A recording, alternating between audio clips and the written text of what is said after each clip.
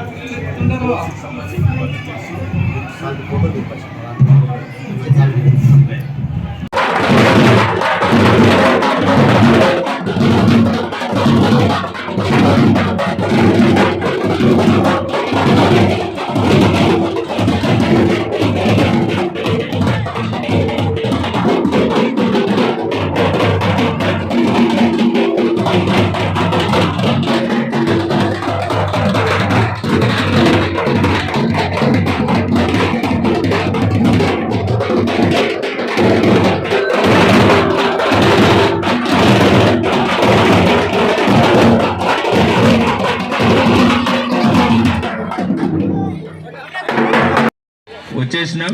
ఇది ముఖ్యమైనటువంటి ప్రోగ్రాము.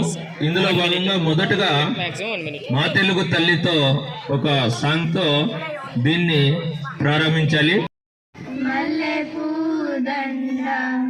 మా కన్న తల్లికి మంగళారతులు గనుగల గోదారి కదిలిపోతుంటేను బిరబిరా కృష్ణమ్మ పరుగులెడుతుంటేను బంగారు పంటలే పండుతాయి. ఏం అంత మెత్తకుండా ఏం లేచే పంటలో నష్టం వచ్చేది అప్పులు ఎక్కువ సుగ్గి పోదాం అనుకుంటున్నాను. వస్తావా మరి? రావాల్సి నా కొడుకు 10వ క్లాస్ మరి ఎట్లా చేయాలా? నా బిడ్డ కూడా 10వ క్లాస్ మరి వాళ్ళు చదివి ఏం ముద్రించేది ఏం లేదు కానీ అవులే కానీ వాళ్ళు చదివి ఏం ముద్రించేది కానీ నేను కూడా వస్తా పోదాం మళ్ళీ. సరే సరే సుగ్గులోకి వెళ్దాం. సరే మళ్ళీ.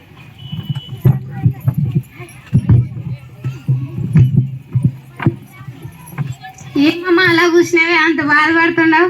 ఏం చెప్పాలి, అప్పు చేసి పంట వేసాం కదా కానీ పంట రాలేదు, అందుకని మనకు అప్పులు ఎక్కువ అయ్యాయి. ఇప్పుడు ఏం చేద్దాం మరి? ఇంకేముంది, మన ఊళ్ళో చాలా మంది సుగ్గికి వెళ్తున్నారు కదా, మనం కూడా వెళ్దాం. సరే మామా. అమ్మ నేను రాజు వాళ్ళ ఇంటికి వెళ్ళి నోట్స్ తెచ్చుకుంటానమ్మా. 10వ క్లాస్ ఎగ్జామ్స్ దగ్గరకు ఉన్నాయి కదా. చదువు లేదు ఏం లేదు, మనం సుగ్గికి వెళ్దాం. లేదు నాన్న నేను చదువుకుంటా. నువ్వు ఆడపిల్లవి, నీకు చదువు అవసరం లేదు. 2 సంవత్సరాలు ఉంటే నీకు పెళ్లి చేసి పంపిస్తాము.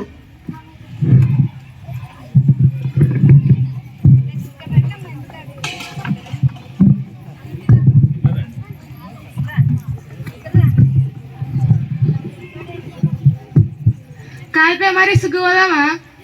ఎందుకండి? ఎందుకంటావు కాల్పే? అప్పులు దండగా నీకు చింత లేదు ఏం లేదు, మరి ఎందుకంటావు? మరి మన రాజుతో ఏం లేదు, రాజుని పక్కన పెట్టు. ఫస్ట్ మనం అప్పలు తీర్చుకుందాం. వాడు 10వ క్లాస్ అండి. ఇప్పుడు వాడు 10వ క్లాస్ అయినా చదివి ఏం ముద్రించేది ఏం లేదులే. మీరుంటారు మీ కొడుకు వాడిని పిలుసు. ఫస్ట్ నేను మాట్లాడతా. రాజు రారా. ఏమిటమ్మా? మీ నాన్న పిలుస్తున్నాడు. ఏంటి నాన్న చెప్పు. మనం సుగ్గికి వెళ్దాం రా. నేను సుగ్గికి రాను. ఏం రాను. ఎందుకు రావురా? మనకు అప్పులు దండగా ఉన్నాయి. నేను రాను. 10వ తరగతి చదువుతున్నాను ఇప్పుడు. నువ్వు చదివి ఏం ముద్రించేది ఏం లేదులే. ఫస్ట్ మూసుకొని సుగ్గికి రా. నేను రానంటే ఎందుకు రా? రాను. ఎందుకు కొడుతున్నారండి? సిగ్గుకి రా అంటున్నాడే. వాడు చదువుకోనండి. వాడు చదువు ఏమి ఉద్ధరించేది ఏమి లేదులే. చదువుకొని వాడు మనల్ని బాగా చూసుకుంటాడండి. నాకు వాని మీద నమ్మకం లేదే. వానికి టాలెంట్ ఉందండి. ఒకసారి నేను బాగా చదువుకొని మీ కష్టాలన్నీ తీరుస్తాను, మీకు అప్పులన్నీ తీర్చేస్తాను నాన్న. అదే మళ్ళీ నీ మీద నమ్మకంతో ఈసారికి వదిలిపెడుతున్నాయి. 10th క్లాస్ పరీక్షల్లో కూడా ఫెయిల్ అయ్యావనుకో, అంతే మరి. సరే నాన్న.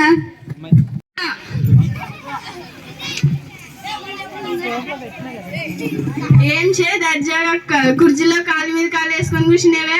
ఏం లేసా అంత నా కొడుకు ఫున్నుమే. నా కొడుకు చదువుకునే దానికి నాని కాలు మీద కాలు వేసుకుని కూర్చున్నాను. నా పొద్దు చదువుకుంటానని అందుకే నాని ఇట్లు కూర్చున్నాను. మరి పొద్దు ఎప్ప నాన్న నా బిడ్డను చదివించలేను కలిసి పెళ్లి చేసి పంపిస్తా. అక్కడ చదివాల్సి చదవనేది ఎట్టని చదివేసి కాలు మీద కాలు వేసుకొని కూర్చుంటారు. లేకుంటే నీళ్ళగా కూలి పని పోతారు. సర్లేసే, ఎట్లయితే అట్లయితే చేస్తాను మరి. సర్లే మరి రేపు వెళ్దాం. సరే సే. బాగున్నావా? బాగున్నాను రాజు. బాగున్నావా? బాగున్నాను. ఆరోగ్యం ఎట్లుంటుంది? నా ఆరోగ్యంతో ఏం లేదు. నేను బాగా ఉన్నాను. నువ్వు బాగున్నావు కదా? బాగున్నాను. మా అమ్మ?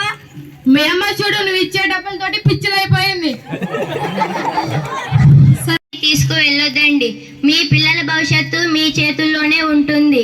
ఇప్పుడే చూశారుగా, రాజు వాళ్ళ తల్లిదండ్రులు రాజుని బాగా చదివించారు కాబట్టి రాజు చదువుకొని ఉన్నంత స్థాయిలో ఉద్యోగం చేస్తూ వాళ్ళ తల్లిదండ్రులకు ఏ కష్టం లేకుండా హాయిగా చూసుకుంటున్నాడు. చిన్ని మాత్రం వాళ్ళ తల్లిదండ్రులు పెళ్లి చేసి పంపించారు కాబట్టి చిన్ని కూలిపల్లి పెళ్లి అంటూ ఎంతో కష్టం చేస్తూ ఉంది. కాబట్టి మీ పిల్లలను కూడా బాగా చదివించండి. అమ్మాయి అబ్బాయి అని కాదు, ఇద్దరికి చదువు అనేది విలువైనది.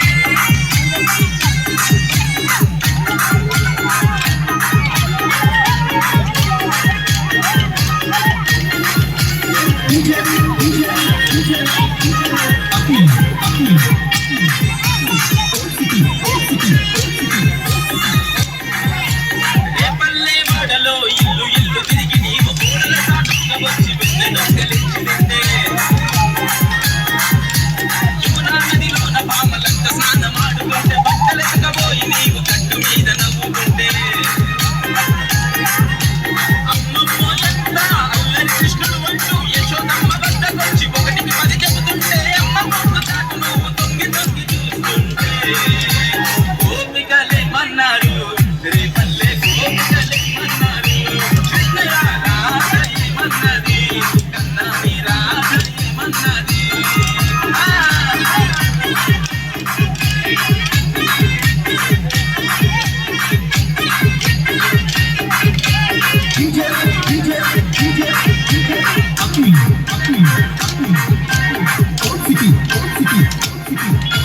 అల్లరే చేసుకుంటూ పిల్లలకు ఊదుకుంటూ పూలనే తాగుకుంటూ పూలలో తిరుగుతుంటే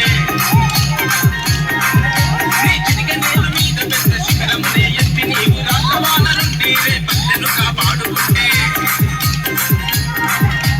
గోకుల కృష్ణుడి వంటూ గోవర్ధన దారి వంటూ అలంకార ప్రియుడి వంటూ నీ అందం పొగుడుకుంటూ మా కుల దైవాన్ని వంటూ మాటలన్నీ చెప్పుకుంటున్నారు యాదవులేమన్నారు రేపల్లె యాదవులేమన్నారు గిట్టయ్య యాదవులేమన్నారు లోకాల యాదవులేమన్నారు నల్లాని మోము పైన నామాలు గల్లవాడ భద్రాల కిరీటం పైన మలిపించమున్నవాడ గోపికలేమన్నారు రేపల్లె గోపికలేమన్నారు కన్నయ్య గోపికలేమన్నారు రేపల్లె గోపికలేమన్నారు మన్ను తిన్న నాడు నిన్ను చిన్ని కృష్ణుడన్నారు వెన్నె దొంగలిచ్చినప్పుడు కొట్టె కృష్ణుడన్నారు లీలకొక్క పేరు పెట్టి గోల గోల చేసినారు గోపికలేమన్నారు రేపల్లె గోపికలేమన్నారు కృష్ణయ్య రాధ ఏమన్నది కన్నాని రాధ ఏమన్నది